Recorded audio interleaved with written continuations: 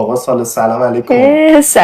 سلام خوبید؟ زنده باشی. شما خوبید؟ خدا رو شکر. شما خوب باشی ما خوب. الحمدلله. خب آقا سال شما میتونید مقامات قرآنی رو از هر مقامی یکی دو فراز برامون بخونید؟ چشم دم شما میگید چشم. دم شما گرم. بریم مقام حجاز. به حجاز. چشم. بسم الله الرحمن الرحیم. ها أنتم هؤلاء جادلتم عنهم في الحياة الدنيا فمن يجادل الله عنهم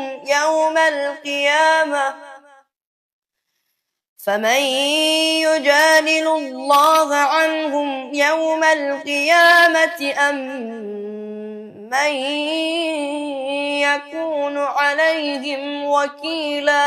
الله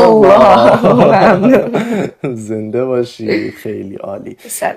بریم مقام نهاوند. چشم. وكذلك نري إبراهيم ملكوت السماوات والأرض وليكون من الموقنين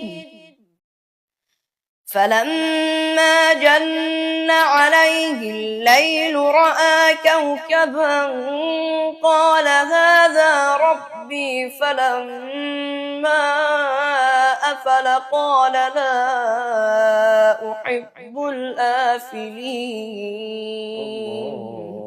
سلامت باشی. بسیار عالی. ممنون. بریم مقام رست. اوه مقام رست نه؟ میرم اوجشو میخونم. بسم الله. قالوا يا موسى إما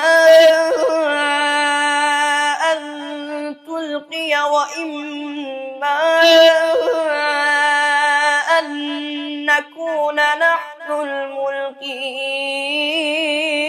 نعم خیلی عالی. سلامت. بودا. آره من خودم بیشترین مقامی که خیلی دوست دارم همین مقام رسته. بقیه رو دوست دارم ولی اینو خیلی بیشتر چون این خیلی پرشور و هیجانه.